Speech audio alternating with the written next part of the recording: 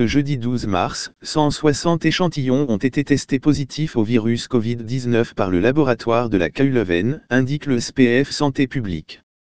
Parmi ceux-ci, 61 résidents en Flandre, 84 en Wallonie et 8 à Bruxelles. Nous n'avons pas d'informations concernant le lieu de résidence des 7 dernières personnes. Depuis le début de l'épidémie, 559 cas d'infection au Covid-19 ont été détectés en Belgique. Le SPF indique qu'on constate une augmentation du nombre de cas sur notre territoire, qui s'accentuera encore dans les jours à venir. Nous rappelons qu'il est très important de s'isoler à la maison dès que l'on est malade, fièvre, toux, difficultés respiratoires, et de téléphoner directement à son médecin traitant. Il est également essentiel de respecter les nouvelles recommandations annoncées hier par la Première ministre Sophie Wilmès, afin de ralentir la progression de l'épidémie et de protéger les plus fragiles d'entre nous. On n'est qu'au démarrage de l'épidémie.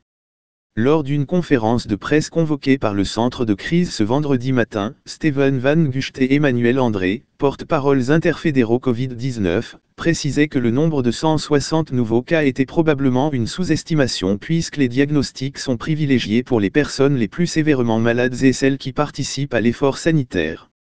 Les hôpitaux commencent par ailleurs à ressentir l'arrivée de ces nouveaux patients. On n'est qu'au démarrage de l'épidémie, qui continue de progresser, ont souligné les experts. Les mesures prises et appliquées aujourd'hui commenceront à avoir un impact dans les 5 à 10 prochains jours et leurs effets pourront alors être évalués, a estimé Emmanuel André. Elles visent à limiter un maximum les contacts sociaux pour éviter une propagation de l'épidémie. Nous voulons essayer de diminuer un maximum le pic de l'épidémie et l'intensité du travail qui sera demandé à nos collègues dans les hôpitaux, en première ligne et aux familles et malades. Ces mesures, drastiques mais qui sauveront des vies, sont prises au début de l'épidémie pour éviter des scénarios tels que celui de l'Italie. Les spécialistes sont conscients que le fait d'autoriser les crèches à rester ouvertes peut poser question, a relevé le professeur Emmanuel André. Il y a déjà des mesures d'hygiène dans les crèches qui peuvent être renforcées. Si les enfants en bas âge peuvent être fortement contagieux, ils ne sont généralement pas sévèrement malades en cas de contamination.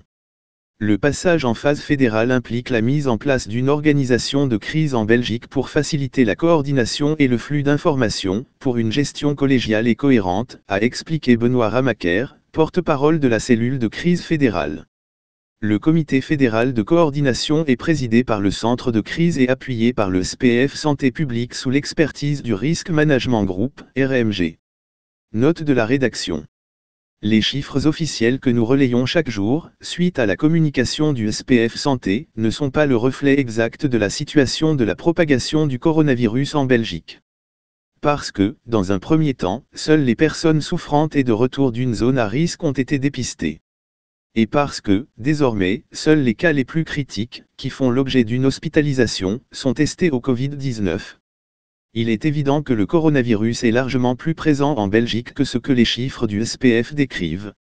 Néanmoins, s'agissant du seul état des lieux officiels chiffré d'une situation qui évolue au jour le jour, nous estimons important de continuer à relayer cette information, qui doit toutefois être relativisée. Nombre de personnes infectées par le Covid-19 en Belgique. Chiffres officiels. Depuis le 12 mars, seulement les personnes hospitalisées sont testées.